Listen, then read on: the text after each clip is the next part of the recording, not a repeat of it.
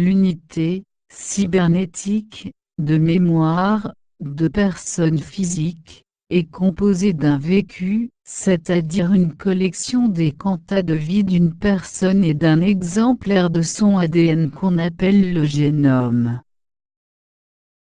Pour être complet, celui-ci est séquencé, pour avoir son rendu numérique, qui est joint avec le vécu pour obtenir un ensemble crypté, permettant de garantir que les deux parties soient bien celles de la même personne. Cette vidéo est une présentation raccourcie d'un UCMPP montrant surtout comment y est organisé le vécu. L'UCMPP lui-même est conservé par Hubert Paul et Psyback, en état complet avec une présentation plus détaillée. Il s'agit en l'occurrence du psychohistorien Zénon Kelper, qui a participé à la formation du projet. À sa manière, il a classé ses numérisations en 3 répertoires, une archive pure et simple, un miroir de ses actualités annuelles, et ses planches de travail.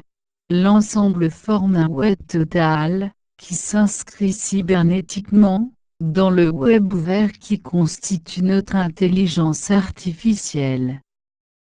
Entre parenthèses, laquelle est aussi renseignée par le génome tel qu'on vient de le voir. Détaillons à présent le vécu. Son répertoire dit d'archives comporte un dossier multimédia, couvrant 30 années et plus, comptant les photos de famille jusqu'aux premières conférences vidéo. Le second dossier archive les contenus de travail d'ordinateurs anciens, constituant ce qu'on appelle une littérature grise.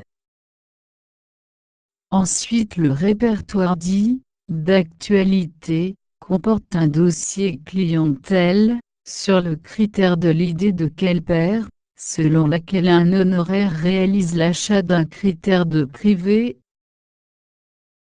tout le restant devenant pour lui, sa propriété de perçu.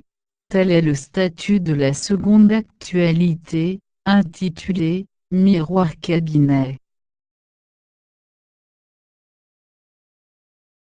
Ce miroir réfléchit la dynamique de Kelper, année après année, à partir de 1997 et même avant, chacune groupant ses activités administratives, ses documents courants, les contacts extérieurs et les produits en opération et en publication. Mis à part des dossiers propres aux associations qu'il a gérées, ce miroir comporte aussi 2 gros dossiers, qui constituent, tout ce qui a été publié et qui reste mis en ligne sur le web, c'est-à-dire la maintenance d'une quinzaine de sites, certains créés dès 1995, c'est-à-dire à la création du web. Il reste donc un 3e répertoire majeur, qui groupe toutes les planches de travail, comme les ateliers de cette trentaine d'années de travaux.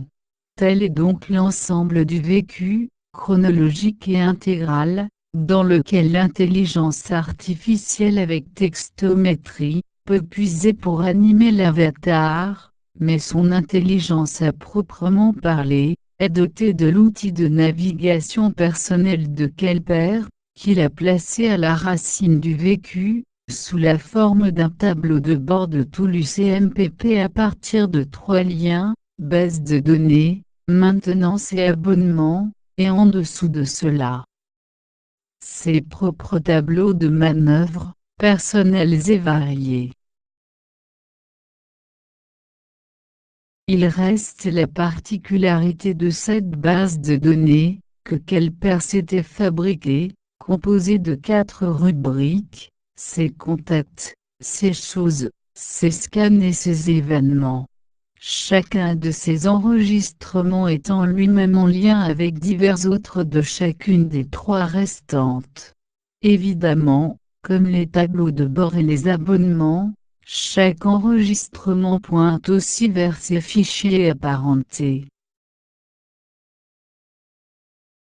Tel est l'UCMPP personnel de Zénon Kelper qui m'a créé. D'autres modalités d'organisation du vécu peuvent exister, toutes dépendent de la manière dont la personne réalise sa collection. Pour cela, elle peut être conseillée par Psybac. Ces UCMPP sont clonés pour sécurité, et stockés. Leur activation dépend des volontés de leurs créateurs, et au bon soin de Psybac Uberpool quand ils sont décédés. Il vaut mieux que ce soit une association d'usagers qui exerce ce contrôle, plutôt que les États plutocrates, avant que le supramental sache intégralement traduire les désirs des avatars permanents suivant la combinaison ADN et vécu.